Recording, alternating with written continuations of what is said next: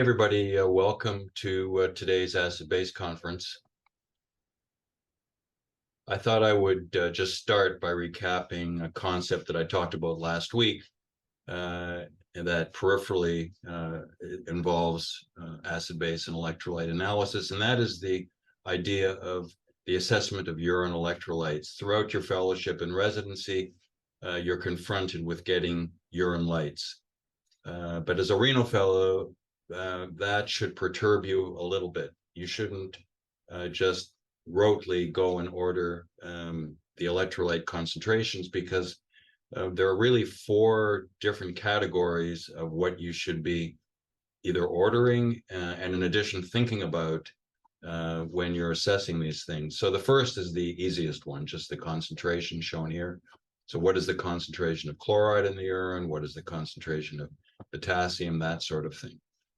But if you think about it, that's actually the worst thing to measure, because its concentration isn't just dependent on the amount that came out in the urine, but the volume that substance finds itself in. And as I was saying last week, let's say your potassium concentration in the urine is 50. Well, if you just double the water you're drinking, it'll be 25. And that doesn't mean you're excreting less potassium, which would be sort of the simplistic thought that, yes, the potassium fell from 50 to 20, there must be, or 25, there must be less potassium in the urine, but that's not true. There could be the same amount of potassium, it's in double the volume. And so we sort of equate, or clinically we're trying to assess usually the amount of potassium in the urine. And so you can get fooled if that value varies with water intake also. So what is better than just the concentration? Well, if you divide it by something whose concentration is fixed, then you will factor out for the water intake. So creatinine excretion rate is about the same from day to day in a given individual. It doesn't vary like potassium or sodium or calcium, whose excretion rate not only varies with the water it finds itself in, but also how much you put into the system. Creatinine is different than that. There's no variation, at least to the extent that it is for these other ions, in how much comes out in a day. That's fixed. So the only thing affecting the creatinine, because it comes from your muscles, it's produced from your muscles in a fixed amount. The only thing affecting its concentration is how much water it finds itself in. So if you take your substance X and divide it by the creatinine concentration, you have a way of factoring out the factor of water intake or water excretion. So it's a value that's independent of the effect of water. So that's nice. Now, one thing you have to realize is there's a diurnal variation of the excretion of a particular ion, both because of changes in your intake, right? We don't have a constant infusion of, let's say, potassium throughout the day. And there's changes in the transport processes in the kidney that affect its excretion rate, even independent of your intake. And so the point is that if you get a spot, so-called spot urine, and creatinine, it's only valid for that exact moment in time. Don't assume that it's valid throughout the rest of the day. In fact, you can get a spot urine every hour if you want to do an experiment, if someone was paying for it, and you'd find on a fixed intake of water and potassium, you're going to get a variation throughout the day. So which one do you pick? And that is a problem, which is why if we skip to the last one, a 24-hour excretion rate, which gets rid of the volume effect, gets rid of the moment-to-moment spot changes, it gives you an integrated value for the entire day, and it's actually the best thing to measure, but it does require, as we all know, a time collection. There could be inaccuracies in the collection. And so you really should always measure two 24-hour urines and take the average of the two, assuming a patient's in the steady state, just because there could be an incomplete collection, and then it's just not satisfying to write on the chart the collection was incomplete. Well, then what do you do?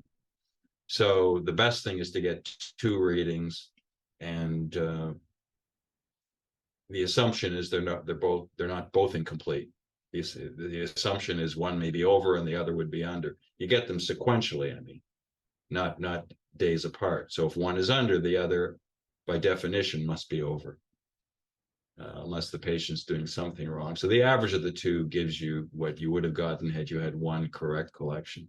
But that does require a timed collection and is inconvenient for the patient. So another way of getting around this, in addition to the second term where you measure the concentration of the substance over creatinine, is to get what's called a fractional excretion.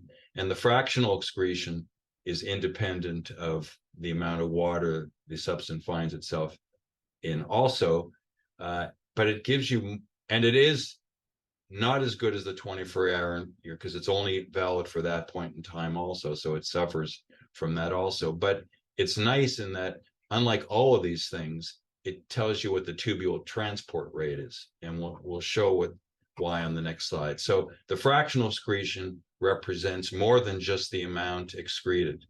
It's the amount excreted, like your 24-hour urine, same thing, but it's divided by the amount coming through all your glomeruli. That's how it differs from the 24-hour urine. So you would think, well, why does that help me? I need two time collections. I somehow have to get the 24-hour urine to get the numerator, and I now have to do something else. I got to figure out how much is coming through all my glomeruli. Well, how do I get that? Well, the 24-hour urine is just what the numerator shows there. That's easy. We do that, all the time, getting a 24-hour urine. How do we get the filtered load, the amount coming through all the glomeruli? That's our GFR, which is just the same as the urine volume. It's a flow term. It's the same units. It's volume per time, except it's the volume per time not coming out in the urine. It's the volume per time coming through all our glomeruli. So the amount of the substance coming through the glomeruli is just the blood concentration or the plasma or serum concentration, whatever you want to use, times the amount of fluid coming through all our glomeruli. And that's the so-called filtered load, or amount filtered, and we multiply by 100%. Now, obviously, the amount coming through all the glomeruli is way, way, way above what's coming out in the urine in general. I mean, the volume in the urine is a liter or two. This is like 120 liters a day. So even if the concentration of the substance was the same, which it's not, just the volume coming through our glomeruli is about 100 times what the urine volume is in the same period of time. So the filtered load is huge compared to what comes out. Now, how could that be? How could you have a huge filtered load and what comes out in the urine is not as high? Well, it tells you, even without knowing anything at all, that substance must have been reabsorbed back into the blood. Otherwise, the numerator and denominator would be equal. And that's why this gives you an indication of what the reabsorption is doing in the nephron. So again, we get the excretion rate in the numerator, which is volume times the ion concentration. That's just your 24-hour urine. And we divide that by the GFR times the ion concentration in the plasma. And the GFR, we can get a rough estimate of that. You can put EGFR in here, but the problem with the EGFR equations is they're still 10 to 15% off in a given individual. A creatinine clearance gives you a more accurate assessment of the true GFR. So that's preferable, and that's why we have creatinine in the urine times the urine volume divided by the plasmic rate, just the equation for measuring the creatinine clearance. But you could put EGFR in here if you wanted to. But if you did that, you wouldn't be able to cancel, because by putting in this term for the creatinine clearance, you can see the volumes cancel now, and you're left just with the ion you're interested in the urine times the creatinine in the blood. These are all concentrations divided by the creatinine in the urine times the ion concentration in your blood times 100. So we end up with this nice formula here for any ion we're interested in, whether it's sodium, chloride, bicarbonate, phosphorus, calcium, magnesium. We tend to only think of sodium, just like we only think of the Winters formula when we're thinking about compensations, but that's simplistic. This formula applies to any ion you're interested in the fractional excretion of. And you should get used to doing this and do it a lot, because it's very easy to do. And it tells you a lot of physiology too. It tells you, it's like a tubular function test, like a pulmonary function test. If you just get the urine excretion rate, you don't know why it is what it is. Whereas when you get this, the excretion rate divided by the filtered load, it's telling you what the tubule's doing. For instance, in proximal RTA, you get a high fractional excretion rate of bicarbonate. It should normally be like 0.5 to 1%. In proximal RTA, it could be 10, 15, 20, 25% of the filtered load of bicarbonates being excreted, which tells you somewhere in the nephron, it's not being absorbed properly. You can just do 1 minus this and it equals the fractional reabsorption. So if the fractional excretion is 20%, the fractional reabsorption is 80%. Okay, so you can think of for sodium, let's say your FeNA, or your fractional excretion is 1%. That means your fractional reabsorption is 99%. You're absorbing 99% of all the sodium coming through the glomeruli normally. And if the FeNA is 0.2%, that means your fractional reabsorption is 99.8%. You're reabsorbing even more sodium compared to the filtered load. So you can use this normally and also in disease states to tell whether you have a potassium transport defect or sodium transport defect or chloride, all the ions. You can tell whether there's an impairment. It doesn't tell you where, okay? It doesn't give you anatomy. It just tells you in the entire nephron, the transport is not normal. Now, remember, for potassium, it's the one ion that's different. With all the other ions, this reflects the capacity of the nephron to reabsorb. With potassium, it's different. Remember, all the potassium in your urine is secreted. So all the potassium in the glomerular filtrate has been reabsorbed down to almost zero prior to the cortical collecting duct. That's where all the potassium secretion occurs. So changes in the amount of potassium in the urine reflect changes in the ability of the cortical collecting duct to secrete potassium. It's a very different system than all the other ions, where we don't reabsorb down to zero and then secrete. We have different rates of reabsorption. With potassium, you always reabsorb down to zero, unless there's some problem with the nephron. And everything in the urine, whether you want to use TTKG or the fractional excretion or the potassium in the urine over the creatinine, it doesn't matter, or the 24-hour urine potassium, it reflects secreted from blood to the lumen of the tubule that occurs in the cortical collecting duct. But other than that, this term reflects changes in the reabsorption rate. So if we take potassium, again, any ion, we need a blood and a urine concentration, and we get the creatinines in both also we need. Plug it into the formula, and in this particular case, the fractional excretion of potassium is 28%, normal is 8%. I like this better than the TTKG. TTKG is just, we'll talk about that another time, but it doesn't really intuitively tell you what the transport rate is or the percent transport. This tells you that instead of having secretion such that 8% of the filtered load is secreted, this tells you that 28% of the filtered load is secreted into the urine. There's something causing enhanced potassium secretion, whether there's aldo or something else going on. It could be a mutation in one of the potassium transporters. Again, you don't know why.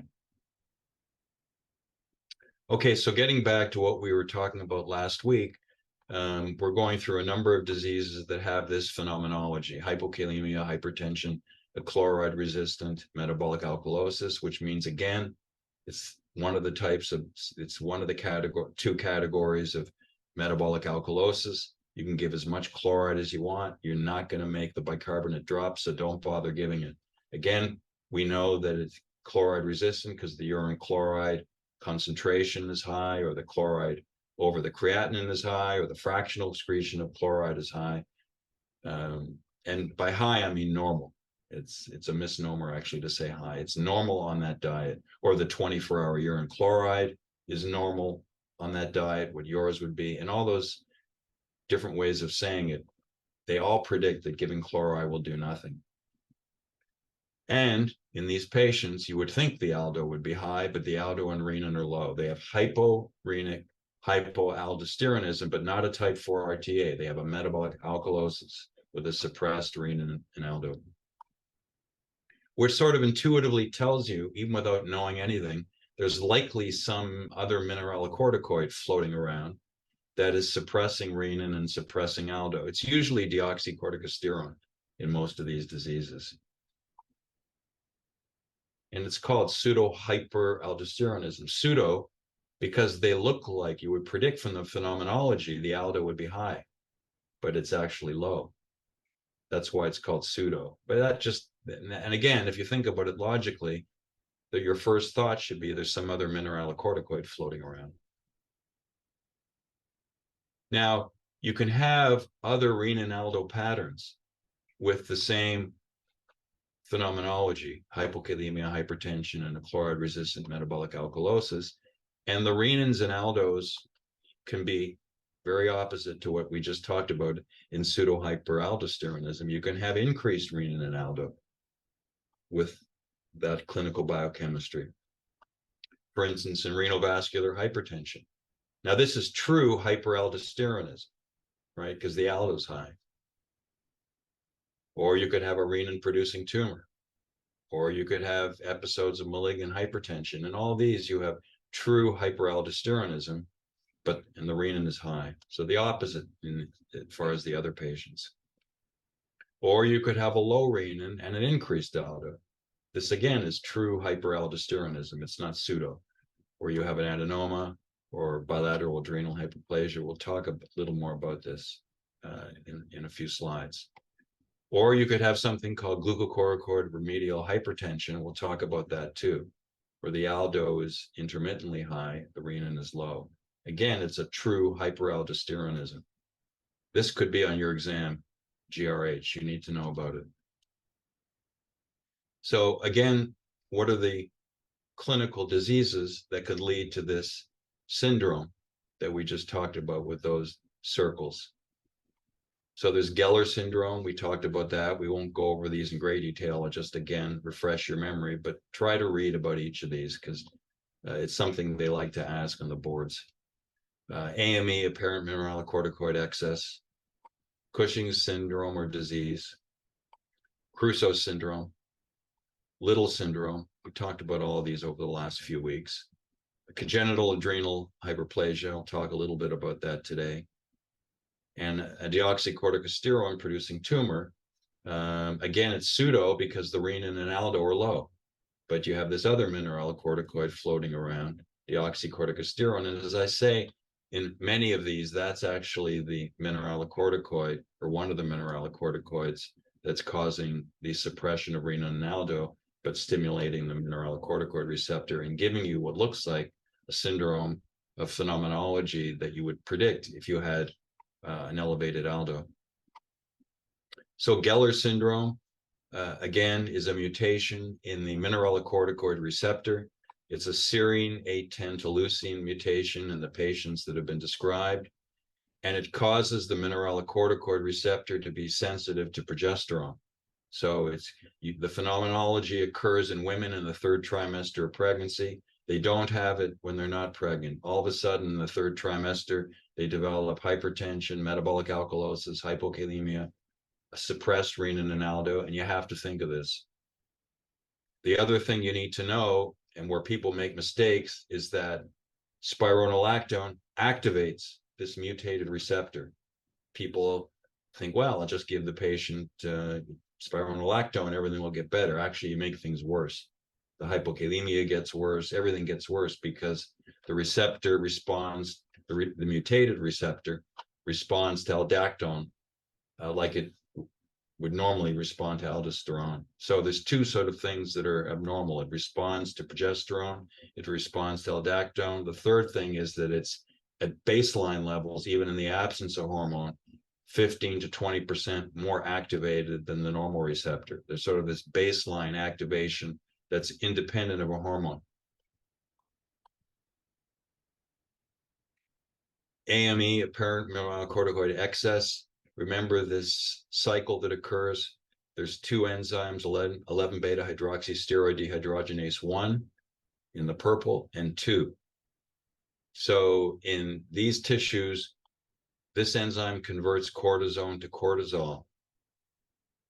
In the kidney and other tissues, colon, salivary glands, there's this second enzyme which can convert it back to cortisone, preventing cortisol from getting too high. And why does the kidney want to do this? Because if cortisol gets too high, it can actually activate the mineralocorticoid receptor like aldosterone does, and that would be bad. That means every time your every time this went too high, you would actually develop hypokalemia, metabolic alkalosis, and hypertension from cortisol, not from aldosterone. And obviously, you don't want to have that occur. Otherwise, you've got this crosstalk. You want the cortisol to work on the glucocorticoid receptor, have the receptors activated independently. But there is some effect of cortisol on the mineralocorticoid receptor also, so the kidney keeps this level very, very low, such that it only activates the glucocorticoid receptor. Now, the affinity of cortisol for the mineralocorticoid receptor is not as high, but if it gets, as aldosterone, but if it gets too high, it will activate it. So these patients have a mutation in this enzyme, and they basically end up having too much cortisol, and it just does what aldosterone would do. All that you can predict everything, except the renin and aldo are suppressed. Patients are volume expanded, etc. Everything aldosterone would do. Okay. The same thing occurs not with a mutation in this enzyme in Cushing's syndrome and disease. In Cushing's syndrome or Cushing's disease, where you have too much ACTH, you end up having a ton of cortisol being made. And it's not that this enzyme doesn't work, but this enzyme is swamped with too much cortisol, and you end up with too much cortisol again, just because the concentration is so high, because the production rate is so high, and you end up with the same thing. So a patient with Cushing's disease can get a metabolic alkalosis, hypokalemia, etc., from the elevated cortisol binding to the mineralocorticoid receptor, just because the 11 beta hydroxysteroid dehydrogenase type 2 is swamped. So the physiology is the same as AME, except you need a much higher cortisol level for it to occur. But it's the same sort of thing. You don't have enough of this enzyme to convert the cortisol back to cortisone. So that's why patients with Cushing's disease get effects of the cortisol that we're all familiar with, the striae, the central obesity, the acne, everything else, but they also get a metabolic alkalosis, hypertension, and hypokalemia from the mineralocorticoid effects of the cortisol. Crusoe syndrome, all these things are okay, but what happens is there's the glucocorticoid receptor is mutated. So it's a congenital mutation, and now glucocorticoids can't bind to the glucocorticoid receptor, and ACTH starts going up to compensate. And when ACTH goes up, you get much more cortisol made.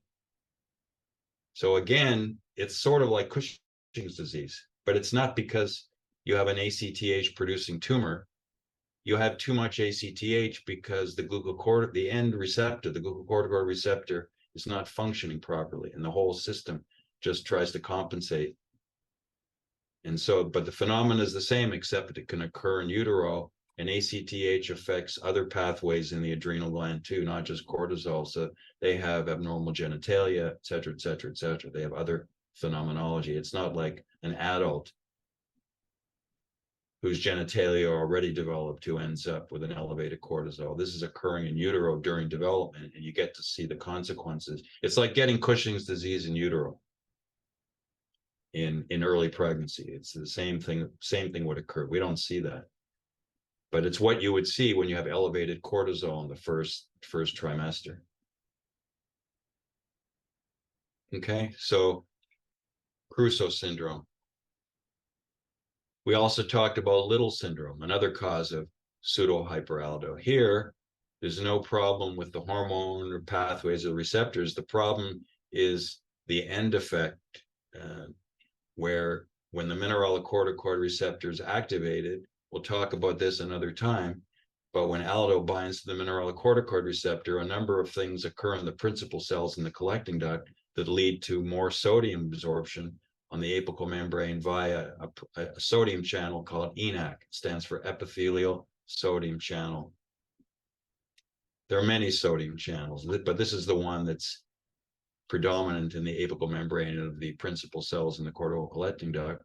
So when the mineralocorticoid receptor is activated, a number of things occur in the cell, and you get increased ENaC actually made, and you get increased sodium transport across each channel. A number of things are occurring. So this is the channel that amiloride binds to, or triamterene, or trimethoprim. Those things block the channel. Well, Little syndrome is the opposite.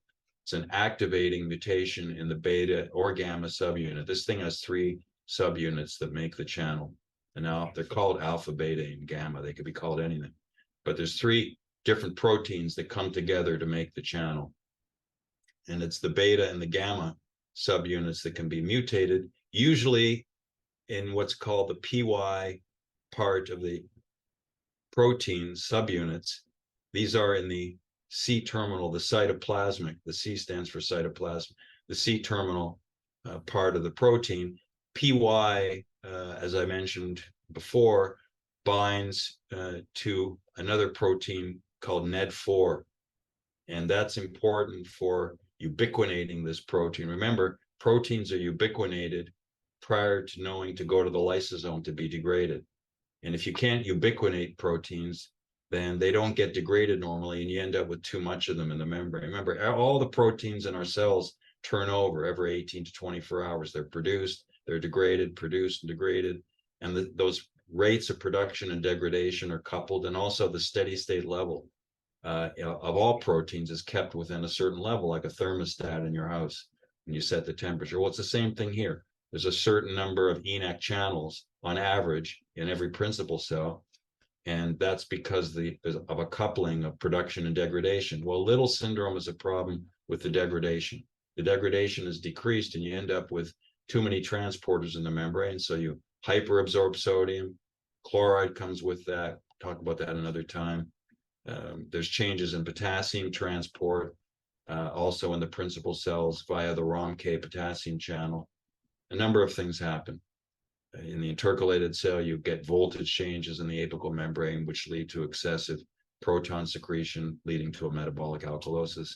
We'll talk about all those things another time. But the bottom line is that Little syndrome is the exact opposite of like being on amiloride.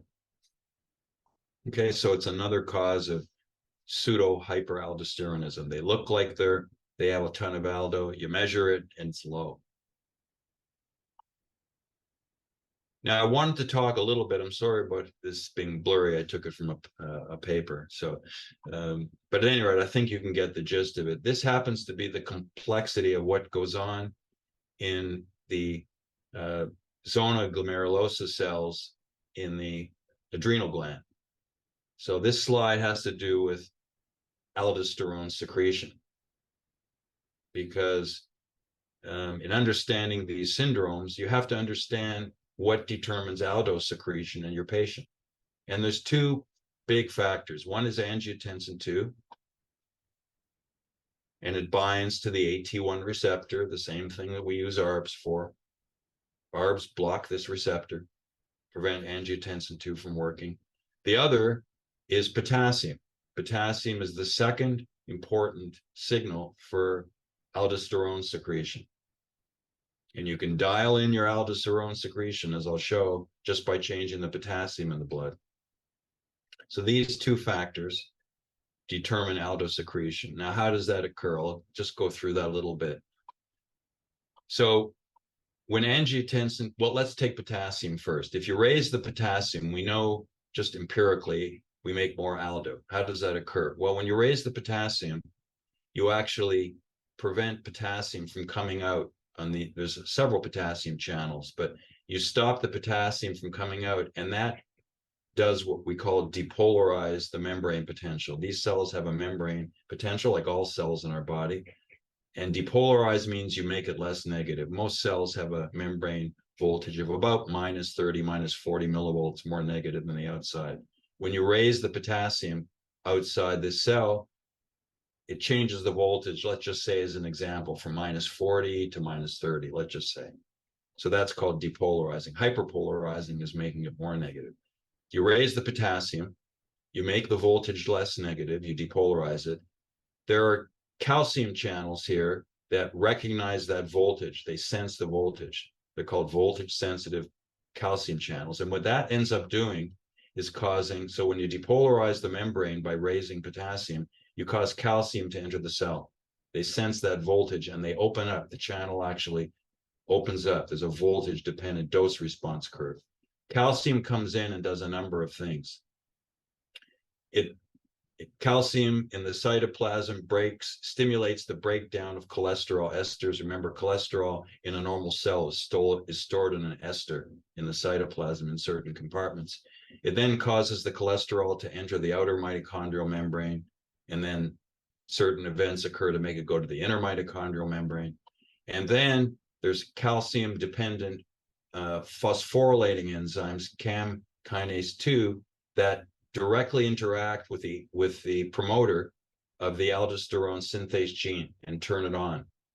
So not only do you create more cholesterol available for the cholesterol synthetic pathway, remember aldo is a steroid hormone, but you also stimulate the aldosynthase gene, leading to more aldosterone production and then secretion. And what I've said is just a gross oversimplification, but the idea here is that potassium signals aldosterone secretion by changing the membrane voltage on these they're called ZG cells, zona glomerulosa cells.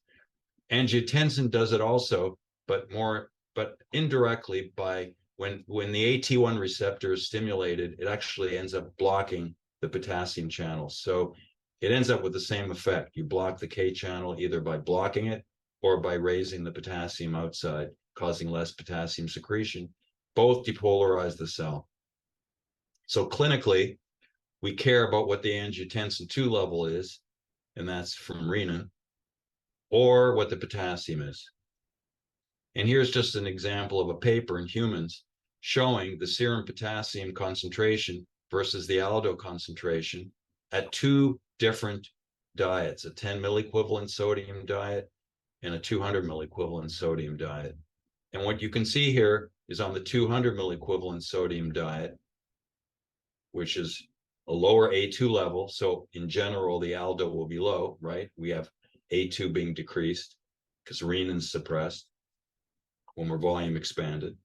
But you still get this potassium sensitive dose response curve.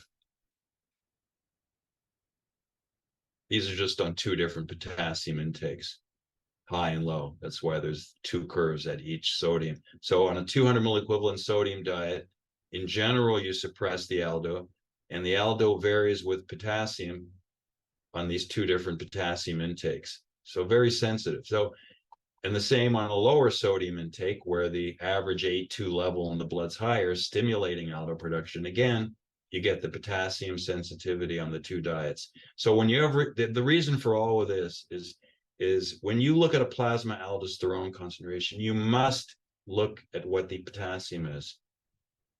Because people who you would expect might have hyperaldo, if they're hypokalemic, their aldo can end up being normal. So the presence of a normal aldo level in a hypokalemic patient is still called hyperaldo. And people forget that all the time. They go, oh, the aldo is normal. They don't have hyperaldosteronism. Well, the next question on your exam is, well, what was the potassium? It's the same as how you have to look at the albumin when you're assessing the anion gap. So if someone has, again, if someone has a normal aldosterone concentration, but they're hypokalemic, they have hyperaldo, because a normal person, if I drop your potassium and do nothing else, I'll make you hypoaldo. I'll drop your aldo below normal. So a normal aldo or a high aldo in the presence of hypokalemia is hyperaldo.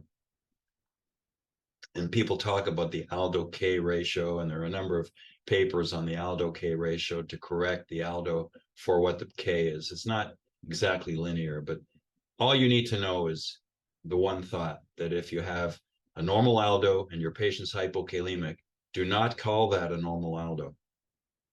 And the problem is the clinical lab doesn't help you with that because they don't give you what the aldo should be at different potassium levels. Now, some of these things are now much more interesting in this signaling pathway because a number of these genes are now known to be mutated in adrenal adenomas. You could get that on an exam. So it's not like it was, 10 years ago where you said, oh, the patient has an adenoma or they have bilateral adrenal hyperplasia. The actual mutations are known in these signaling pathways, and most patients have this KCNJ5 mutation, 40 to 50%, if I remember correctly. When you look at the adenomas, you now find that they have this mutation.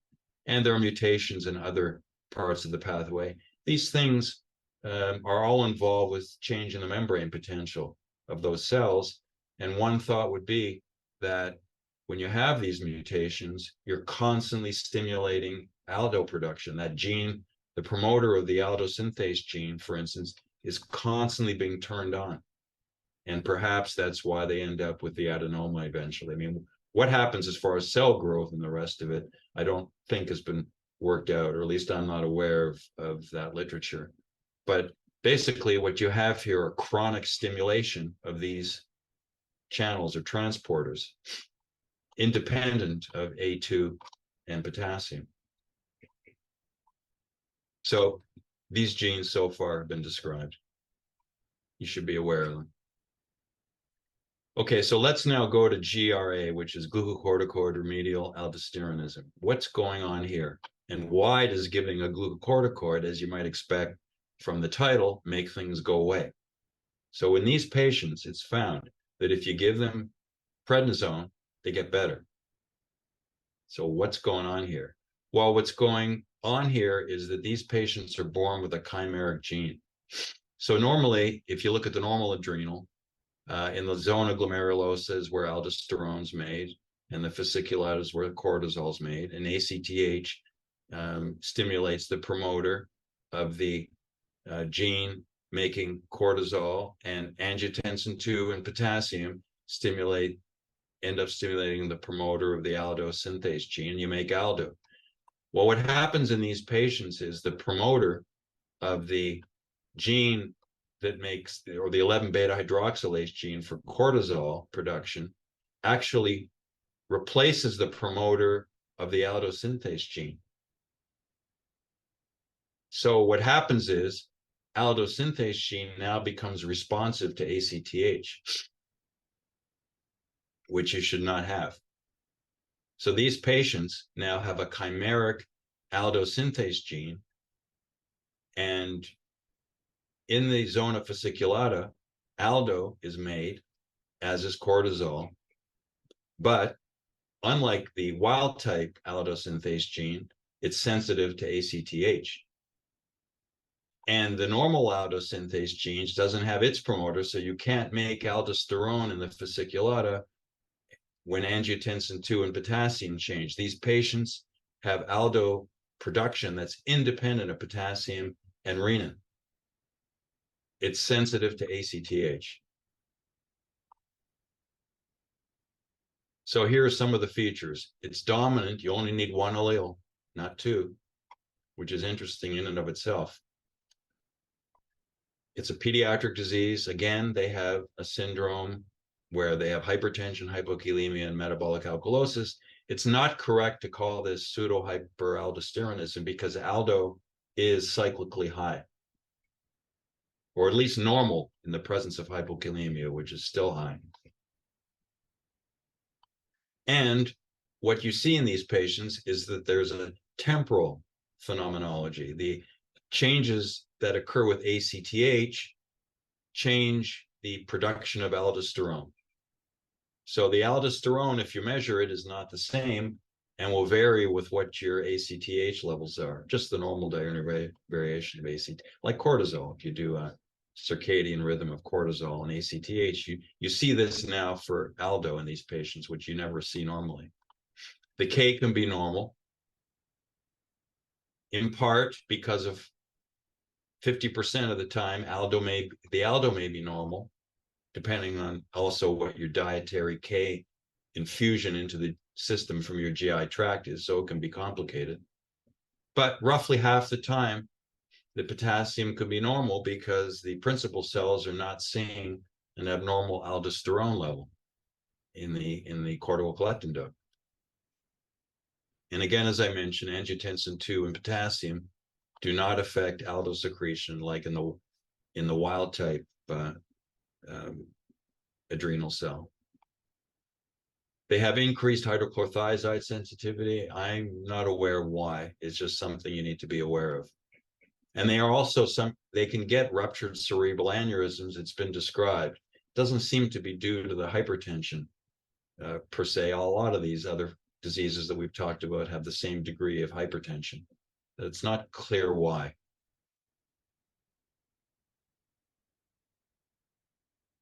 When you do a dexamethasone test, it suppresses aldo, which you don't normally see. Normally you suppress cortisol.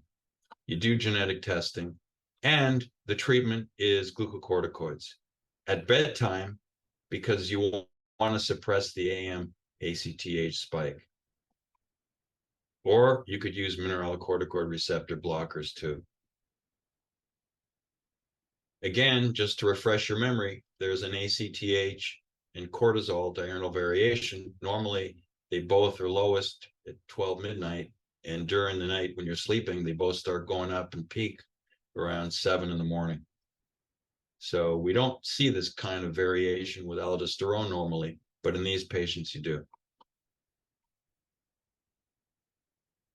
Now, there's a congenital disease that affects the adrenal production of a number of these pathways, not as we just showed, due to another enzyme called 17-alpha hydroxylase deficiency, and it's one of the causes of congenital adrenal hyperplasia that leads to pseudohyperaldosteronism. And the green arrows here are where this enzyme plays a role, and these pathways are inhibited. And what you end up with is, on the left side here, everything going gangbusters. So you make a lot of 11-deoxycorticosterone, corticosterone, 18-hydroxycorticosterone.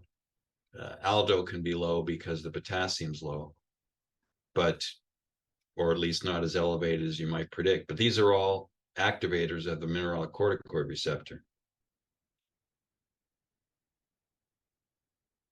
And ACTH goes up as a feedback mechanism. So again, renin and aldo are suppressed due to these going up. They interact with the mineralocorticoid receptor. Aldo is always also suppressed if the patient's hypokalemic. It's not going to be as high as you would predict. It's recessive. Again, same story. You see how this repeats over and over and over again, but just a bunch of different causes. In addition, as I showed on this slide, there's effects on estrogen synthesis. And in males, you can get loss of androgens and loss of estrogen in females. You have an abnormal ACTH stimulation test. PRA is low, aldo is low, so hyporenin, hypoaldo. The DOAC is high, as is corticosterone. Cholesterol is low too, because it's affected by the loss of the enzymes here making cortisol. So they have a low cortisol also. And genetic testing is helpful. Glucocorticoids sometimes given to suppress everything, but it's not absolutely needed because it turns out that corticosterone, which is elevated, is also a glucocorticoid. It binds the glucocorticoid receptor. And DOAC is inhibited, however, by glucocorticoids. You can use mineralocorticoid blockers, and some people also require sex hormone replacement. Now let's go to this case because it sort of piggybacks on the previous phenomenology. You have a 68, and this could occur to you in the real world. In fact, I think it was one of the C. Jason cases a while back, acid-base cases, not this particular one. Anyway, it's a 68-year-old male, and he was admitted because of metastatic prostate cancer. PSA was 10.2. Initially treated thusly, developed general fatigue, and then was put on this compound with prednisone. And about a month or two later, the patient came back. This is a real case. And the potassium was 1.7. Anybody know what might be going on here? This could be a patient that you see or on your boards. Okay. Well, this is acquired 17-alpha hydroxylase deficiency. What I showed here was the congenital mutations that lead to impairment in this enzyme. But this compound that's still currently used for prostate cancer affects this enzyme. So you have an acquired form of 17-alpha hydroxylase deficiency. It's a selective, irreversible inhibitor of these two enzymes. This other enzyme also makes, let me just show you here, DHEA, this arrow here. So it has these two effects. But if you remember nothing, just remember it inhibits 17-alpha hydroxylase, the same enzyme that's mutated in one of the forms of congenital adrenal hyperplasia causing pseudohyperaldosteronism that I just showed you. But both of these are required for androgen synthesis. That's why also required for androgen synthesis, right? If you look at this pathway here, that's why these kids, males, need hormone replacement. And that's why it's used in prostate cancer. But the problem is it also affects the mineralocorticoid pathway and results in the accumulation of DOAC and corticosterone. Remember, DOAC is elevated in most of those diseases I talked about and can be elevated in DOAC-producing tumor in the adrenal gland. We'll show that in subsequent weeks. And it's the DOAC that causes the hypokalemic metabolic alkalosis in these prostate cancer patients. So you just have to be aware of it, that if anyone is on this, you better be looking out for hypokalemia, at least as the most important consequence that you might have to treat. I mean, they get the metabolic alkalosis also. And it has glucocorticoid activity, preventing the adrenal insufficiency. So that's something you need to be clinically aware of. Not the DOAC. The DOAC doesn't have the, it's the corticosterone that also goes up in that pathway. So here in the pathway, there's all these things are going up. The DOAC has the mineralocorticoid. The corticosterone has mineralocorticoid and glucocorticoid. So they don't really need the steroid replacement. But it's been approved for use only with glucocorticoids. So any patient that's on this for prostate cancer is getting prednisone. And the thought is to suppress ACTH. So I think I'll stop there for today. And if anybody has any questions,